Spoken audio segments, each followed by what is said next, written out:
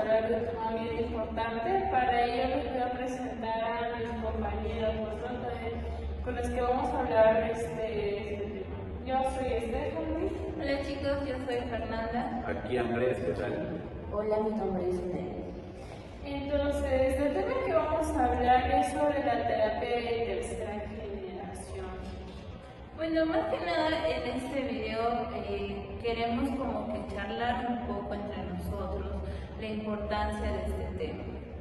Y bueno, más que sea una clase, queremos que sea algo genuino, algo en lo que todos podamos compartir diferentes tipos de ideas y tal vez, claro, obviamente llegar a una conclusión entre todos como grupo para poder aprender sobre el tema.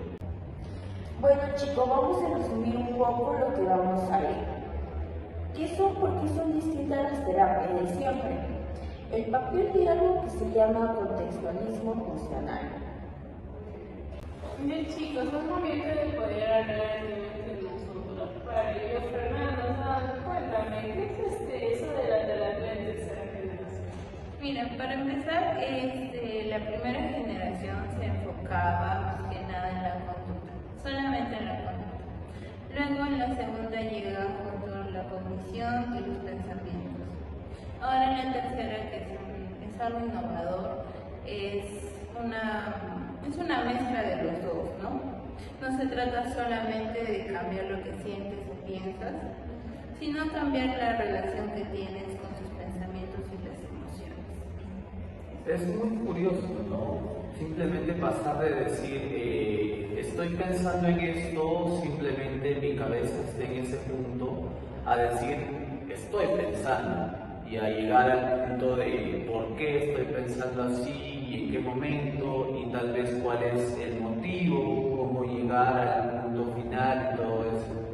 Sí, exacto, eso es básicamente, es una aproximación muy liberadora que te quita una presión, ¿no? De tener que sentirte bien todo el tiempo para poder avanzar en la vida.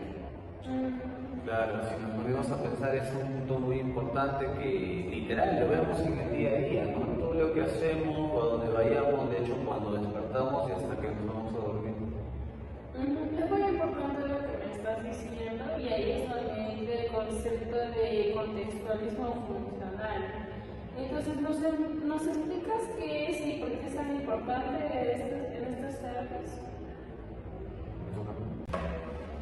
Claro, obviamente. Pensemos en esto. Por ejemplo, en un contexto de que una persona sale tal vez a exponer, o tal vez sale a actuar, o tal vez sale a cantar. O sea, ponle un escenario en el que tiene que subir a una tarima y estar enfrente de muchas personas. Entonces, tal vez esa persona no solo piensa en el por qué estoy nervioso, sino piensa en el contexto total. Simplemente se deja llevar por la emoción del momento. Y tal vez empiezan a ver los síntomas del nerviosismo, ¿no? Por ejemplo, puede ser sudoración, puede ser voz temblorosa, puede ser incluso tartamudea y cosas así. Entonces, a lo que voy es que esta persona se enfoca simplemente en el hecho de cómo se está sintiendo en el momento, pero no busca tal vez la solución. Como el hecho, o sea, cómo hacer el hecho de calmarse, el hecho de pensar tranquilamente y poder llevar a cabo justamente esa emoción que estás sintiendo en el momento. Muy bien, compañero, es lo que le da la base filosófica a todo esto. Por eso es muy bueno eliminar los pensamientos negativos, no entender su emoción. Y si no nos ayudan a encontrar una forma de relacionar distinto con ellos, también podemos hablar de la terapia, modelos principales. Bueno, genial, sí, tienes toda la razón. Ahora, bueno, Andrés, coméntanos qué modelos deberíamos conocer. Ok, Fernanda, mira, hay varios, pero vamos a hablar primero de los tres que son muchísimo más conocidos.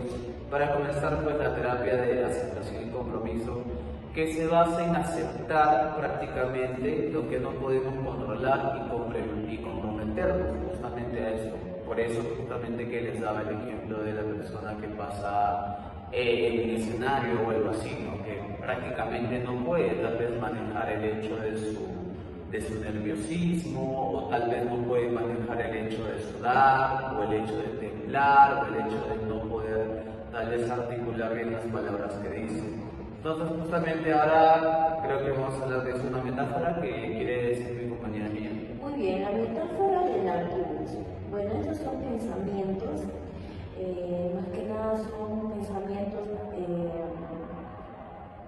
pasajeros, ruidosos, pero tú eres el conductor y decides a dónde vas. Sí, me gusta mucho esa metáfora. Muy bonita. Ok, también está, bueno, para hablar del siguiente tema, que es la terapia de dialéctica conductual, que obviamente se hizo para casos mucho más, digamos, severos, casos mucho más fuertes. En este caso, pues, combina la aceptación con el cambio y enseña justamente estabilidad. O sea, la aceptación, como les iba comentando, voy a poner el mismo ejemplo, discúlpenme la verdad si vuelvo a tocar el tema, pero el tema, por ejemplo, de la persona que está en el escenario, ¿no? O sea, ya de acá viene el hecho ya no solo de pensar, sino de llevarlo a la conclusión.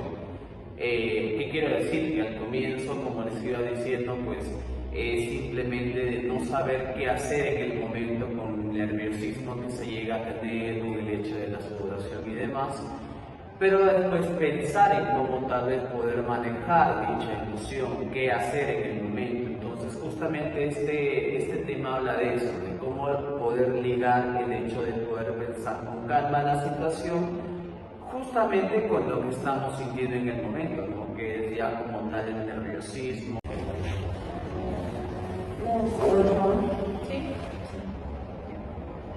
Y justamente, ¿qué es eso, no? El hecho de saber tal vez cómo manejar las emociones que estamos teniendo en el momento, que como les digo, pues no siempre son cosas tan positivas, sino a veces pueden ser negativas, como el ejemplo que les di de estar en un escenario y que una persona como tal, ¿no? Incluso nosotros como estudiantes, tal vez cuando tenemos que exponer, no tenemos tal vez tanta libertad o tanta confianza de tener esa seguridad de poder exponerlo todo, fluidamente.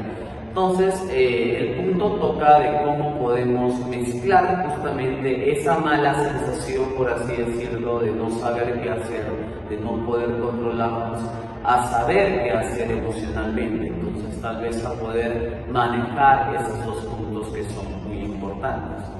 Así es. Y no olvidemos la fama. Esta terapia es una relación con el terapeuta como lugar para poder cambiar también. Y si un paciente necesita el contacto visual, el terapeuta puede comentar o tener un comentario en el momento, ¿no? Así para poder apoyarlo y practicar nuevas conductas. Claro, este tema que está tocando mi compañera mía, pues es muy importante, ya que como ella lo mencionó, pues es tal vez cómo llegamos a tener el vínculo con el paciente, ¿no? Y cómo podemos hacer que tanto la sesión como tal vez una terapia como tal sea más amena, sea más a gusto, sea más en confianza, lo cual nos ayuda, y ese es el punto creo que clave, ¿no? De cada tipo de sesión, o lo que primero debemos creo que de tocar al iniciar con este tipo de sesiones. Mira, y es la pregunta del millón, porque nuestros amigos se estarán preguntando, ¿no? ¿Esto tendrá una teoría o solo será una teoría o son simples palabras? Claro que sí, hay muchísima evidencia. Por ejemplo, la AST ha demostrado ser muy efectiva para la ansiedad, depresión y dolor crónico. La DBT es el estándar del oro para el trastorno límite de personalidad. Bueno, en general, los estudios muestran que no solamente reducen los síntomas, sino que mejoran la calidad de vida de las personas. Entonces, les he escuchado a cada uno de ustedes y son puntos bien importantes, son cosas cotidianas que pasan en la mayoría de nosotros, ¿no? como el hablar en público, como también se comentó él. Entonces, para cierre, ¿cuál sería la reflexión que ustedes podrían darles a los que nos están escuchando? ¿Qué nos dices tú, Fernanda? A ver, coméntanos más o menos qué es lo que te estás llevando de este tipo de debate que estamos teniendo como compañeros, como grupo. Bueno, yo creo que bueno, son herramientas que nos van a permitir ver la psicoterapia desde una perspectiva un poco más humana, ¿no? Como has mencionado tú también, Andrés, o creo que tú ya no recuerdo bien, me perdí en las palabras, la FAP es algo innovador, ¿no? Como mencionaron que es la relación en la sesión con el terapeuta y el paciente, ¿no? O el cliente, como queremos llamarlo.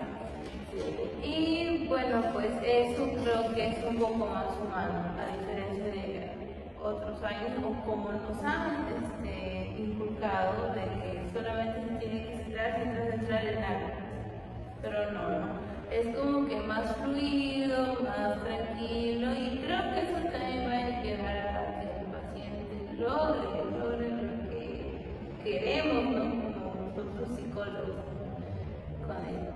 Claro, y obviamente también mencionando que este es un enfoque que habla también justamente de los valores, ¿no? O sea, dejando de lado el hecho de simplemente llegar a la sesión y simplemente saludar, simplemente contar nuestras cosas. Como una sino- rutina. Exacto, Sí, o sea, hacerlo mucho más, tal vez, como tú dijiste, mucho más humano, ¿no? Y no se trata solo de curar, no se trata, como les iba a comentar, no solamente que llegue el paciente, nos cuente sus cosas y tal vez nosotros actuar como terapeutas, como tal, o sea, no somos máquinas, ¿no? La idea es que seamos genuinos y podemos tal vez hacer lo que todo sea mucho más como les había comentado.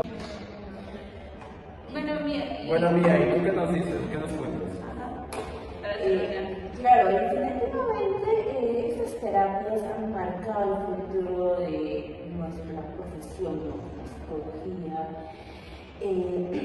Totalmente de acuerdo.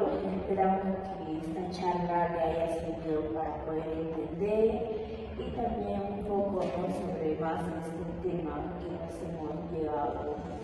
que estamos profundizando más en sí, ¿no? Es un tema que ya nosotros conocemos, el inicio del tema, ¿no? Y poco a poco en este video pues hemos hablado un poquito más y tal vez más adelante podamos volver a hablar más a compañeros de este tema.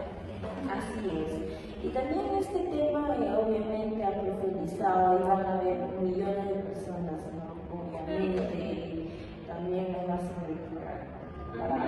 Bueno, chicos, escuchándoles a todos ustedes, lo único que puedo recalcar de manera corta es que la terapia de tercera generación se enfoca más que nada en el ámbito contextual del paciente, ¿no? Entonces, también este tipo de terapia no solo es, como dijeron, llegar a conversar y ya no. En la primera sesión y en la segunda sesión es entrar en confianza, pues, ¿no? Es que el paciente se pueda sentir seguro con nosotros y para que pueda tener la confianza de contarnos cosas que tal vez no han contado otras personas. Chicos, agradecerles por escucharnos, tal vez nos hayan visto a muchos coteos, pero así somos, pues, ¿no? Espero se hayan divertido. Espero que les haya gustado y hayan aprendido un poco más de este tema. Nos despedimos, gracias y nos vemos en el siguiente video.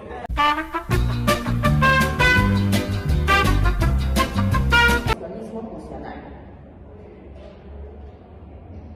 Claro. Te toca.